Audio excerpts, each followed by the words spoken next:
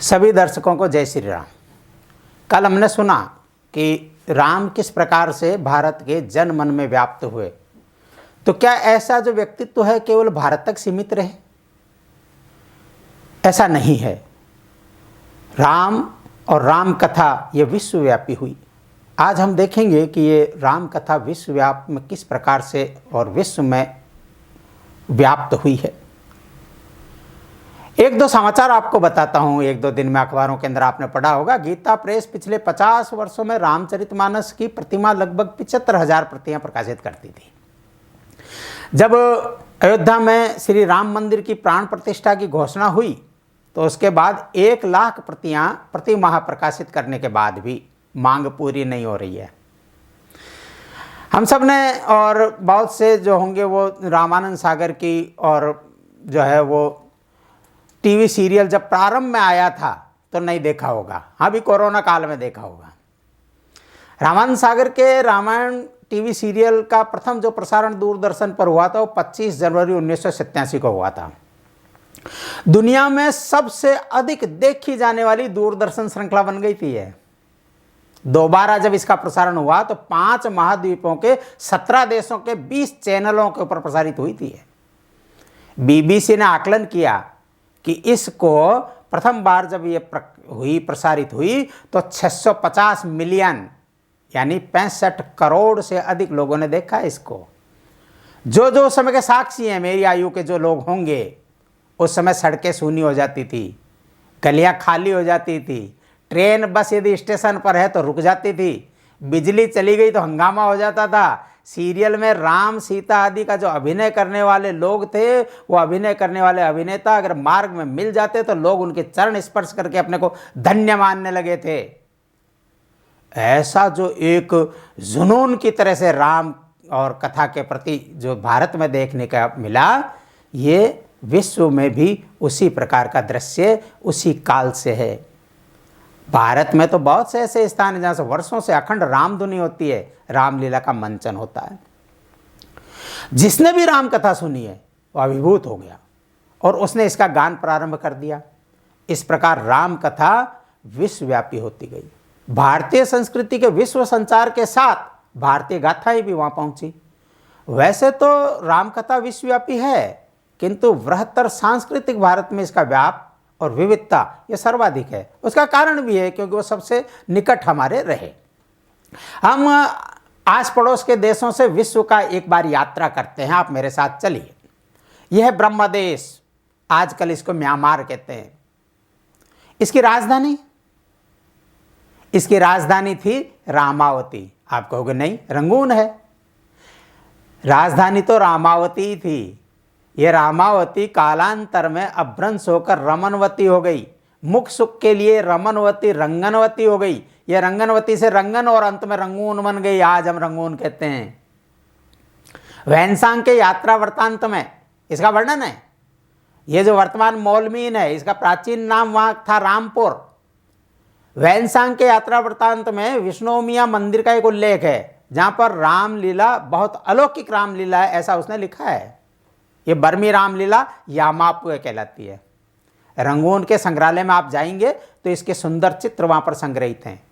यहाँ रामलीला में भारत से गया हुआ एक नृत्य होता है, शेफालिका नृत्य। शेफालिका कहते हैं हर श्रृंगार को। आप हर श्रृंगार के फूलों को गिरते हुए देखिए कभी। एक केसरिया रंग की डंडी होती है, नीचे श्वेत रंग का उसका पूरा होता है और ऊपर से जब गिरता है तो फूल सदैव और उसकी केसरिया डंडी ऊपर की तरफ रहती है। बिल्कुल उसी प्रकार से और ये नृत्य होता है इस रामलीला के अंदर।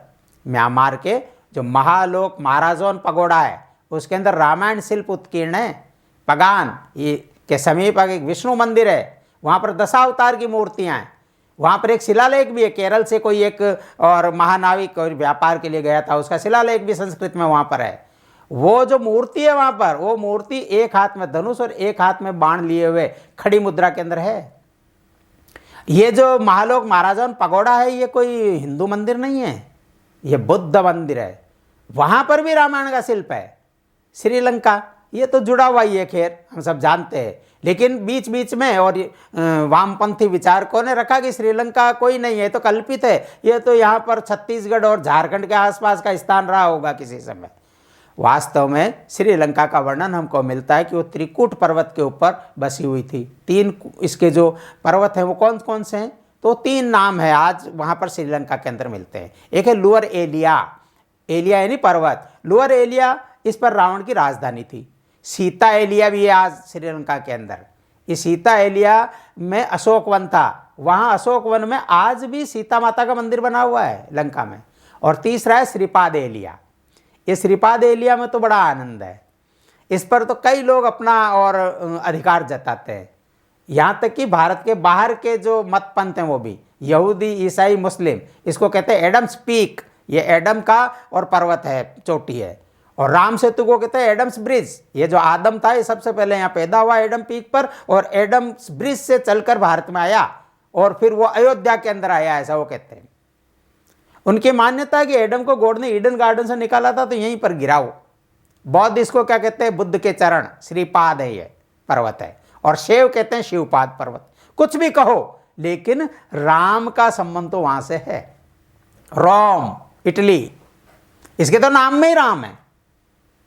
आपको एक आश्चर्यजनक घटना बताता हूं। एक गौथिक लुटेरा था एलारिक, उसने रोम पर अधिकार कर लिया।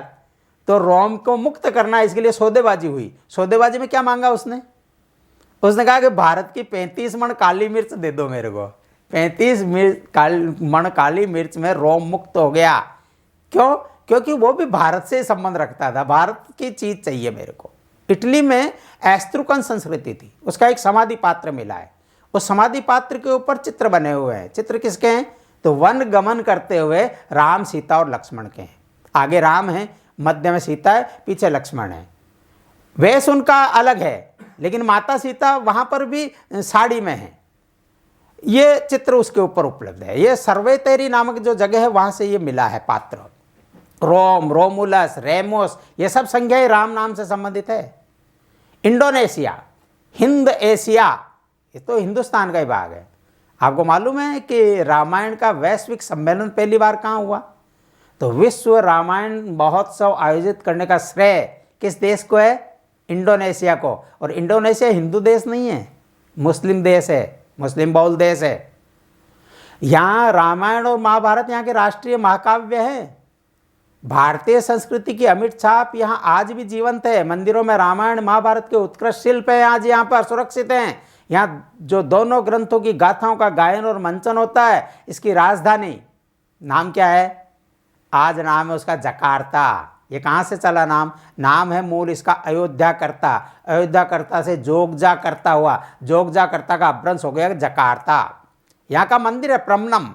राम कथा पर उत्कृष्ट मूर्ति शिल्प अगर विश्व में कहीं पर है, संभवतः अब जो है वो अयोध्या का राम मंदिर हो जाए, लेकिन अब तक तो प्रमनम की है। अद्वितीय पुण्य स्थल है ये। यहाँ का राष्ट्रीय महोत्सव क्या है? राष्ट्रीय महोत्सव है तेरियन सेंद्रात्रि रामायण। इसका अर्थ होता है नृत्यमय नवरात्रि रामायण। 9 रात तक रामायण का उस समय और मंचन होता है। मलेशिया, मलय देश ऐसा नाम था इसका। इसके प्रधानमंत्री थे जो संस्थापक प्रधानमंत्री इसके देश को स्वाधीन होने के बाद में 1957 से 1970 तक वो प्रधानमंत्री रहे थे। नाम क्या उनका? तुंकु अब्दुर रहमान। इस तुंकु अब्दुर रहमान के छोटे भाई का नाम क्या था मालूम है आपको? नाम था तुंकु लक्ष्मण।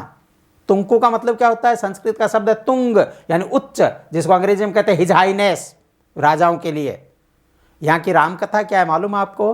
हिकायत श्री राम की हिकायत। थाईलैंड, प्राचीन पुराणों में नाम है इसका श्याम देश।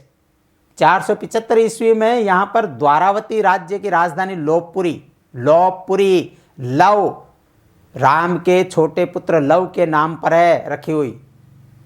नगर का नाम प्रभु राम के पुत्र लव पर रखा। इतना ही नहीं है, इसका जो सुखोदय साम्राज्य है ये 1257 से 1350 ईस्वी तक लगभग रहा। इसके संस्थापक कौन थे? इंद्रादित्य का पुत्र था राम खमेंग, बौद्ध था। राम खमेंग का मतलब क्या होता है? राजा राम, ये उपाधि है। पाद कामरत न अर्थात श्री सूर्यवंश राम महाधर्म राजाधिराज, यह है उसकी उपाधि। राम राम कहलाते वो। अयोध्या, सुखोदय साम्राज्य के निर्बल होने पर वहां पर सुवर्णपुरी जो वर्तमान उदोंग है वहां पर उसका राजा था पासाक। वह मीनाम, ये दो नदियां हैं, इन नदियों के संगम पर उसने एक नई राजधानी का निर्माण किया। उस राजधानी का नाम क्या था? अयोध्या। यह अभ्रंश होकर अब हो गया अयुथिया। अयुथिया कहते हैं अयोध्या। और स्वयं ने रामाधिपति के नाम से शासन किया। 1782 तक इस वंश का शासन था वहां पर। 1936 में यहां पर राम षष्ठ यानी छठे राम थे जिन्होंने यह अयोध्या बसाई थी, इसकी राजधानी बनाई थी।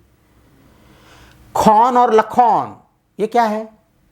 यहां जो चलने वाली भाषा है थाई भाषा कहलाती है, उसमें नाटक को कहते हैं लखौन। यहां रामायण और महाभारत पर आधारित दो प्रकार के नाटक होते हैं। जो खौन है वो थाईलैंड की कथकली है। इसमें मधुर संगीत के साथ मुखौटा लगाकर नृत्याभिनय होता है। ये केवल रामायण के कथा प्रसंगों पर होता है। दूसरा है लखौन। लखौन होता है ये महाभारत, जातक और पौराणिक कथाओं पर भी उन नाटक होते हैं। यहाँ की जो रामायण है उसका नाम है रामकीयन। रामकीयन यानी राम की कीर्ति। ये वाल्मीकि रामायण पर आधारित राम कथा है थाई भाषा में। थाई भाषा में अगर हम देखेंगे तो वहां पर नाम देखिए, दशरथ इसका नाम मिलेगा तशरथ, सीता सीदा, रावण तस्कंथ, लक्ष्मण लक। ये थाईलैंड की वर्तमान राजधानी है बैंकॉक।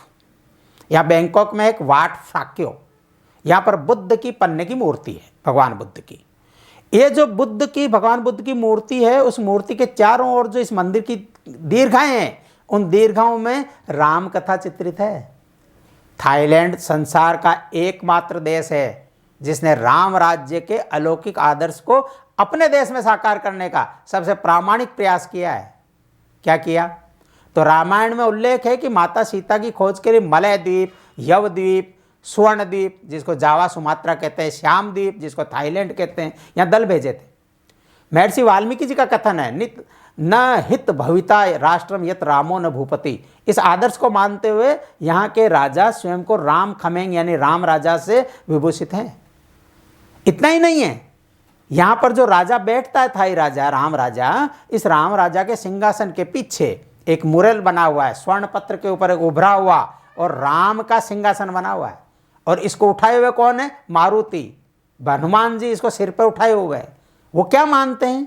वो मानते हैं कि राजा अपने को ये राम का प्रतिनिधि है, हम राम के प्रतिनिधि हैं। तो जैसे भरत ने उनके पादुकाओं को रखकर शासन किया था, ऐसे ही हम इस राम के जो सिंहासन है इसके सामने उसकी चरण पादुका स्थान के ऊपर बैठकर अपने सिंहासन पर हम उनके नाम से शासन कर रहे हैं। मेवाड़ में हमने सुना ना, महाराणा लोग अपने आप को भगवान एकनाथ लिंग का जो है अपने आप को दीवान कहते हैं। वैसे ही वो है, राम के वो जो हैं और प्रतिनिधि के नाते से शासन करते हैं। ये केवल वहाँ पर संभव है। और वो बौद्ध देश है, ध्यान रखना। थाई राष्ट्रीय संग्रहालय, उसमें जाइए आप तो उसके मुख्य द्वार पर धनुर्धारी श्री राम की अलौकिक मूर्ति स्थापित है। ये 18 फुट ऊंची है, कांस्य की मूर्ति। और ये केवल वहाँ मूर्ति लगी इतना ही नहीं है, इस मूर्ति पर डाक टिकट वहाँ पर है और वहाँ का एक नोट है 10 टिक्कल का। उस नोट के ऊपर भी यही मूर्ति है, उसका चित्र रहता है। भारत में आप कल्पना कर सकते हैं, बाली द्वीप इंडोनेशिया के अंदर है। यह तो शुद्ध हिंदुओं का और द्वीप है, पूरा हिंदू बहुल द्वीप ही नहीं है। हिंदुत्व की यहाँ पर बहुत सी बातें ऐसी है जो शुद्ध रूप में यहीं पर है, यहीं पर दर्शनीय होती है। यहाँ राम को विष्णु का अवतार माना जाता है। यहाँ गांव गांव में सुबह से रात तक रामायण का प्रदर्शन कहीं ना कहीं चलता ही रहता है। रामायण कथा का समावेश अनुष्ठान परक नृत्यों में है। केचक, लेगांग ऐसे बहुत से। केचक क्या है? यह विश्व का एकमात्र नाट्य रूप है जिसमें संवाद तथा वाद्य संगीत नहीं होता। नृत्य मुद्राओं के माध्यम से केचक केचक बोलते हुए अभिनय होता है। मैं आपको एक प्रसंग सुनाता हूँ, ध्यान आएगा। सीता का हरण होता है, तो यहाँ पर सीता हरण का दृश्य दिखाना है उनको। तो सीता हरण के दृश्य में सीता का जो पात्र है वो रावण द्वारा खींची जाती है। बिलखती हुई सीता ऊंचे हाथ उठाए केचक केचक ऐसा बोलती है। तो उसी समय वहां पर चारों तरफ एक नर्तक समूह होता है। वो नर्तक समूह केचक केचक के नृत्य के साथ उसको ढक लेता है, यानी वो रावण से बचाने के लिए जटायु और की तरह काम कर रहा है। कभी रावण उग्र आक्रामक गति से डरकर पीछे हट जाते हैं और डरी सहमी सीता दिखाई देती है कि सब पुनः चारों ओर से उसको घेर कर पर्दा सा बना लेते हैं। इतना और भव्य ये प्रदर्शन होता है कि आदमी अभिभूत हो जाता है। वायांग वांग एक राम कथा पर आधारित प्रस्तुति है। इसमें क्या है, ये जो आजकल चलता है एक रामायण बेले, ये इसी पर आधारित है। बड़ा लोकप्रिय है वहाँ पर, और प्रतिदिन कहीं ना कहीं इसका मंचन होता है। काकविन पाठ, अपने यहाँ पर रामायण के पाठ, रामायण सप्ताह इस तरह से होता है, वहाँ पर भी होता है। वहाँ पर बाली में रामायण काकविन है, उसके पाठ की एक विशेष परंपरा है। वहाँ दो दल बनते हैं अपनी पारंपरिक वेशभूषा में, दोनों दल आमने सामने बैठते हैं।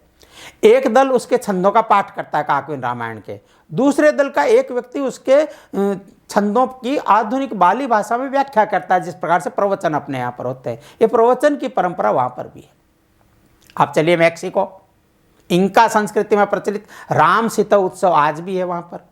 मूल निवासी रेड इंडियंस हैं, वो उसके आज भी मनाते हैं। एस्टेक, जिसको आस्तिक और सभ्यता हम कहते हैं, उसमें हलाक उनिक ऐसा एक चित्र है संग्रहालय के अंदर। हलाक उनिक क्या है? हलाक उनिक का अर्थ होता है पुरुषोत्तम, भगवान राम के लिए पुरुषोत्तम, मर्यादा पुरुषोत्तम ये शब्द प्रयोग होता है। लाओस, यहाँ पर जाइए, लाओस इसका मूल नाम है लव देश। आज भी वहाँ के निवासी अपने आप को लव देश लिखने में गौरवान्वित होते हैं। यहाँ पर लव भाषा में लिखी हुई रामायण है। ये रामायण में राम का धनुष भंग, सीता की अग्नि परीक्षा, बाली वध, ऐसे मूर्ति शिल्प आज भी वहाँ पर उपलब्ध हैं। अमेरिका के अंदर है होंडुरास, दक्षिण अमेरिका के अंदर। यहाँ पर एक कोपन मंदिर है। इस कोपन मंदिर में इंद्र और महिषासुर मर्दिनी है, ऐसे उनके मूर्ति शिल्प। उसके साथ में हनुमान जी की मूर्ति है। ये मय संस्कृति से संबंधित मंदिर है। दक्षिण अमेरिका के इंका साम्राज्य का मूल पुरुष कौन था? इंका साम्राज्य जिसने बनाया वो था मंको कपश, कपीस हम यहाँ बोलते हैं। मंकी ये शब्द भी शायद इस मंको से ही बना है, अंग्रेजी का। ये अय्यर लिखते हैं, मंको अय्यर। अय्यर यानी केरल के निवासी। ऐसा मानते हैं कि वहीं से भारत से कोई लोग आए थे, उन्होंने इंका, मय और ये सब सभ्यताएं और यहाँ पर अमेरिका के अंदर प्रारंभ की थी। कंबोडिया, जिसको अपने यहाँ पुराणों में कंबुज देश ऐसा कहा है, यहाँ के बाटी श्री मंदिर है, उसके अंदर हनुमान जी की प्रतिमाएं हैं। या खड़गधारी हनुमान जी का चित्र प्राप्त हुआ है। कुशद्वीप, ये पुराणों के अनुसार उत्तर अफ्रीका जिसको अपन कहते हैं, उसको कुशद्वीप पुराणों में लिखा हुआ है। इसमें मिस्र, सहारा का प्रदेश, सूडान, नूबिया, इथोपिया ऐसा मिलाकर ये पूरा आता है। राम के पुत्र कुश के नाम पर यह द्वीप है, ऐसा इथियोपिया के लोग वर्तमान में भी स्वयं को कुशाइट कहते हैं, कुशवंशीय ऐसा कहलाने के अंदर गर्व की अनुभूति करते हैं। एक खरोष्टरी का अभिलेख अपने को प्राप्त हुआ वहाँ पर, उसमें वर्णन है कि कुछ लोग मध्य एशिया से यहाँ आए थे, यानी भारत के थे। मिस्र के जो बहुत से राजाओं की श्रृंखला, क्योंकि बहुत प्राचीन सभ्यता मिस्र रही है, तो इसके 19वें और 20वें राजवंश है। इस राजवंश में 11 राजा हुए हैं। इन 11 राजा को क्या कहा जाता था? राम। इनकी उपाधि है रामशेष, अर्थात रामेश, राम ईश जिनका है, राम जिनका ईश है, ऐसा वो उपाधि धारण करते थे। इस वंश का सबसे प्रभावी शासक जो था, वो प्रभावी शासक था रामशेष द्वितीय। ये कब हुआ? ईसवी सन के भी 1315 वर्ष पहले इसका जन्म हुआ था। 90 वर्ष जीवित रहा था ये। इसने वहाँ पर एक मंदिर का एक जो है वो प्रधान कक्ष बनवाया। मंदिर कौन सा है? मंदिर का नाम है कोरनाक। और भारत में सूर्य मंदिर का नाम क्या है? कोणार्क। और वहाँ पर है कोरनाक, मिस्र के अंदर ये सूर्य मंदिर बनाया था। आज भी उसके अवशेष वहाँ पर उपलब्ध होते। ये कोरिया, आ जाइए कोरिया, तो एक जहाज आता है। ये कब की घटना है? तो सन 47 की, ईस्वी सन 47 की घटना है। नागडोंग नदी, उसके मुहाने पर एक नाव आकर रुकती है। इसकी नाव की स्वामिनी, उसका और स्वागत करने के लिए लोग जाते हैं। ये नाव कहाँ से आई? कौन थी इसकी स्वामिनी? वहाँ पर प्रचलित है कि ये नौका अयोध्या की राजकुमारी की थी। भारत की अयोध्या से राजकुमारी आई। क्यों आई यहाँ पर? तो कहते हैं कि उस राजकुमारी के पिता को स्वप्न में आदेश हुआ कि उसका विवाह कहाँ होगा? गारक के राजा से होगा। गारक किसको कहते हैं? तो पुराणों में गारक कहते हैं जिसको, वो है आज का कोरिया। वहाँ पर ये गई। उसका नाम क्या है? कोरियन भाषा के अंदर कहते हैं शुई थी, वो राजकुमारी शुई। और उसमें राजा कौन था? सुरो। ये राजा सुरो ने राजकुमारी शुई से विवाह किया। विवाह करने से पूर्व वहां पर उसने, राजकुमारी ने धरती माता को रेशमी वस्त्र भेंट किया। आज भी कोरिया के अंदर किसी लड़की का विवाह होता है तो विवाह से पूर्व वो इस रस्म का पालन करती है, धरती माता को वस्त्र अर्पण करती हैं। आज भी ये अयोध्या से गई हुई राजकुमारी से वहाँ वंश चला, वो भारत का उपकार इस कारण से मानते हैं। कोरिया के अंदर, साइबेरिया, रूस, यहाँ पर तो राम कथा अत्यंत लोकप्रिय है। बुद्ध की जातक कथाओं के साथ साथ रामायण में पुराण की कथाओं पर यहाँ नाटक होते हैं, नृत्य होते हैं। आप जानते हैं साइबेरिया में बुद्ध मंदिर हैं, बौद्ध विहारी हैं। यहाँ पर बुद्ध का नित्य अभिषेक गंगा जल से होता है। तो ये गंगा जल भारत से जाता है क्या? रोज जाता है क्या भारत से? ऐसा नहीं है। वो जो पास में नदी बहती है उस नदी से जल लेते हैं और उसमें जो पूर्व में गंगा जल एक बार भारत से ले गए थे उसको मिला देते हैं। अगले दिन का अभिषेक के लिए उसमें से थोड़ा सा जल रख देते हैं, वो गंगा जल है उनके लिए। एक बार और जो डॉक्टर रघुवीर यहाँ से गए थे, जब डॉक्टर रघुवीर यहाँ से गए तो अपने साथ में जब गंगा जल ले गए तो उस गंगा जल का एक स्पर्श करने के लिए भी पंक्तियां लग गई लोगों की। गंगा के प्रति इतनी आस्था वहाँ पर है। यूनान चलिए, तो यूनानी इतिहासकार हुए होमर, बहुत प्रसिद्ध है इतिहासकार। उनकी 2 कृतियां हैं, एक ओडेसी और एक इलियड। ओडेसी को आप पढ़ेंगे तो महाभारत से प्रभावित लगती है पूरी, और इलियड तो जैसे एक तरह से रामायण का ही देश संस्करण है। अपन जिसको आजकल की भाषा में अगर किसी से कहेंगे तो वो कहेगा ये साहित्यिक चोरी है, लेकिन उस काल में इसको साहित्यिक अवदान कहा जाता था। भारत का साहित्यिक अवदान है यूनान को कि उसके होमर ने इलियड की रचना की। अब मैं आपको बताता हूं कि इलियड जो है वो रामायण की प्रतिलिपि क्यों है। देखिए, मैं करीब 10-11 बिंदु आपको बताता हूं। पहला, रामायण में लंका द्वीप है, समुद्र से घिरा हुआ, उसकी विजय की जाती है। इलियड में क्या है? ट्रॉय द्वीप है, वो भी द्वीप है, उस पर विजय होती है।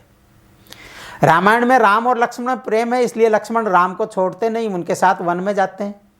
ये जो इलियड है उसमें भी वर्णन है स्पार्टा, उसके जो राजपुत्र हैं मनलूस और अजमे ममान, इन दोनों में स्नेह है। ये दोनों उसी तरह से दोनों भाई की तरह रहते हैं।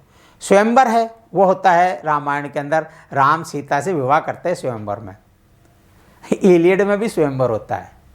मनलूस है, वो हेलन से विवाह स्वयंवर के माध्यम से करता है, उसकी पत्नी है हेलन।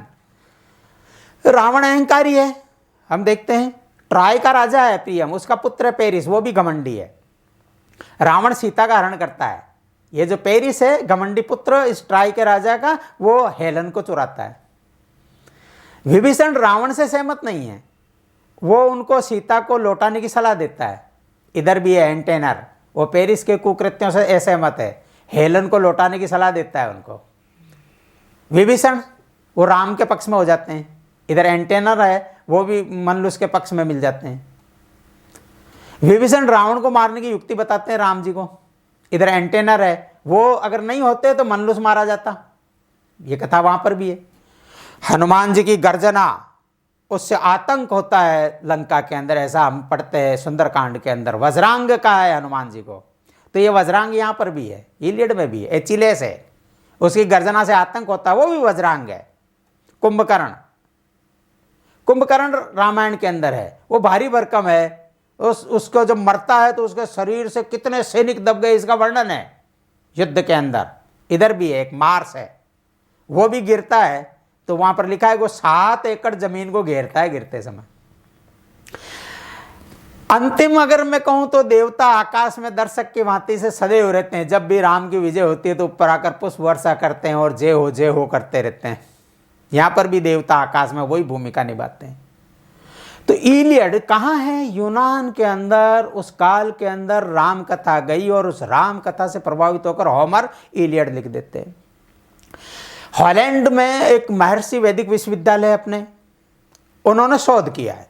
उस शोध के अनुसार विश्व में उनके अनुसार लगभग 1000 ऐसे शहर नगर हैं जिनके नाम राम से शुरू होते हैं। वो अभ्रंश हो गए होंगे लेकिन राम उनमें है। आप देखिए फिलिस्तीन में रामल्ला भी बहुत सुंदर है, वहाँ फिलिस्तीन और इजराइल का झगड़ा चल रहा है। रामल्ला में राम है, अल्लाह का तो पता नहीं, वो मक्का मदीना से जोड़ते हैं या वहाँ से जोड़ते हैं, लेकिन राम जरूर है उसके अंदर। जर्मनी रामस्टेन, स्टेन का मतलब स्थान होता है, राम स्थान। इटली का मैंने पहले ही बताया आपको, रोम जो नाम है वो सब इसी के हैं। अब देखिए 2006 में व्हाइट हाउस में उस समय के राष्ट्रपति थे बुश, उन्होंने दीपक जलाकर दीपोत्सव, दीपावली का शुभारंभ किया था। आज America, Australia, Canada, New Zealand, England, इन सब में राजकीय स्तर के ऊपर और दीपावली मनाई जाती है। कई स्थानों पर तो दीपावली पर अवकाश शुरू हो गया। आज के अखबार के अंदर पढ़िए आप, एरिजोना अमेरिका का है, उसने कानूनन दीपावली के 5 दिन पहले और 3 दिन बाद तक पटाखे चलाने की अनुमति दे दी अमेरिका में। बिल क्लिंटन और बराक ओबामा, इनके जब उस समय के वक्तव्य आप पढ़ेंगे तो वो उन्होंने अपने आप को हनुमान भक्त घोषित किया था, गले में हनुमान का लोकुट पहनते थे। फ्रेडरिक सोलोमन ग्राउस यूपी के अंदर कलेक्टर थे, तुलसी रामायण का अंग्रेजी में पद्यानुवाद किया है इन्होंने। ये चौपाइयों के उद्धरण देते थे, उद्धरण पर उद्धरण। जब ये मथुरा के जिला मजिस्ट्रेट थे तो एक बैरागी साधु को किसी अपराध में लाए इनके पास में, तो उसने सफाई में कुछ कहने की अपेक्षा एक चौपाई बोली बैरागी साधु ने, होई सोई जो राम रचि रखा, को करी तर्क बढ़ा वैसा खा।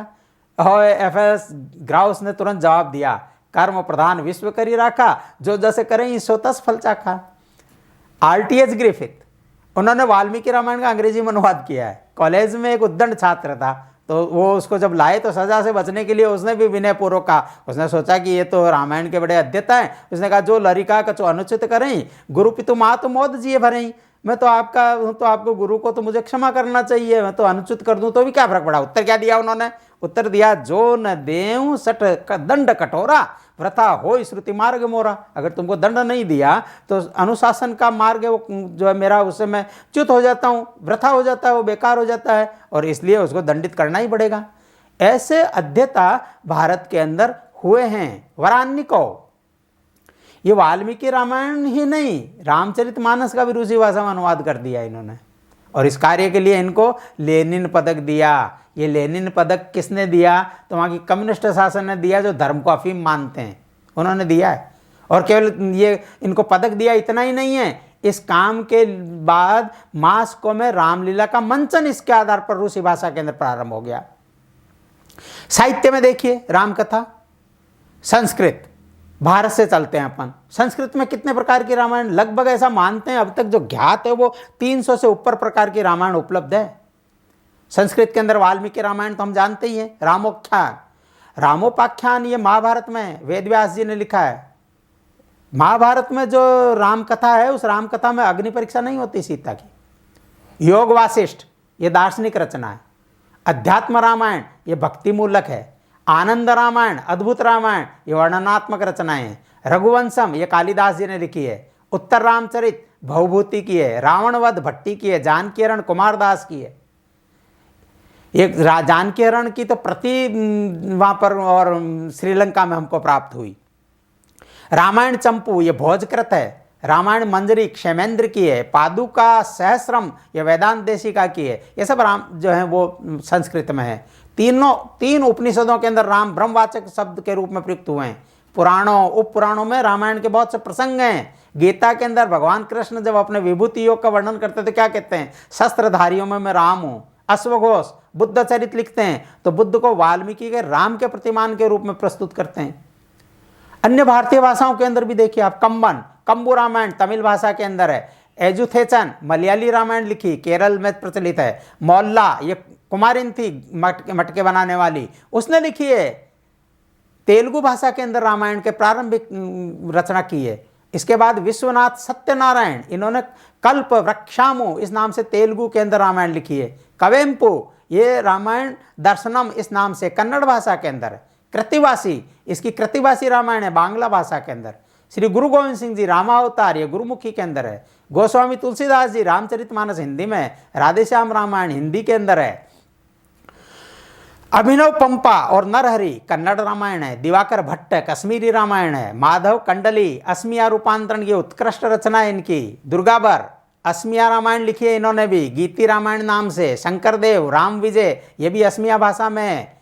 लव कुशेर युद्ध हरिहर विप्र इसकी ये भी असमिया भाषा के अंदर है। संत एकनाथ जी और उनके शिष्य गाओवा उनकी मराठी रामायण है। समर्थ रामदास 3 संस्करण है रामायण के मराठी में। माडुलकर इनकी मराठी गीत रामायण है, बलराम दास, हलधर दास, फकीर मोहन सेनापति उड़िया रामायण है, प्रेमानंद रणरज्ञ गुजराती में है, गिरधर गुजराती संस्करण है, विदेश के अंदर देखो योगेश्वर जावा की है, मलेशिया हिकायत शेरी राम है, फिलीपींस में महारदिया लावण है, थाईलैंड में रामकीन है, लाओस में फाला फाराम 2 संस्करण है, मणिपुर व त्रिपुरा में कृतिवासी रामायण प्रचलित है। तो करबी रामायण है, लुसाई रामायण है, ये पूर्व मीजो, इसको गाकर श्री राम व लक्ष्मण के देव स्वरूप में दिव्य मंत्रों द्वारा आह्वान करते हैं। खामती रामायण थाई संस्करण है। बौद्ध रामायण असम में चलती है, श्री राम को बुद्ध के तुल्य इसमें माना गया है। बोडो, कछारी, जयंतिया, खासी, तराओ, मिश्मी, गारो सब में राम कथाएं प्रचलित है। ये बौद्ध जो और रामायण अगर इसको अपन देखेंगे तो दशरथ जातक ब्रह्मचक्र रामायण का बहुत संस्करण है। बैंकॉक के हरितमणि मंदिर में रामायण के अनेक चित्र हैं। म्यांमार का रामवुत्थु, जापान का चीनी मूल का त्रिपिटक संस्करण, उसमें श्री राम को बुद्ध जैसे दिखाया है। बुद्ध जातक कथाओं में श्री राम है। श्रीलंका में सीता, एलिया, रावणाला आदि बहुत से स्थल है। ईरान के खोतान, रूस, मंगोलिया, चीन, Japan, Tibet, Nepal, Burma, Malay, Indonesia, Vietnam, Laos, Thailand, Cambodia, Sri Lanka में रामायण कथा प्रचलित है। रामायण शिल्प के उत्कृष्ट जो उदाहरण विश्व के वो कंबोडिया का अंकोर काट मंदिर, इंडोनेशिया का परमनन मंदिर, पूर्व जावा का पेनात्रण मंदिर, थाईलैंड का वाटपो मंदिर और म्यांमार का महालोक महाराजोन पगोड़ा है। ऐसे विश्व के अंदर ये राम कथा आज ये राम के संदेश को जन जन व्यापी करने का काम कर रही है। धन्यवाद।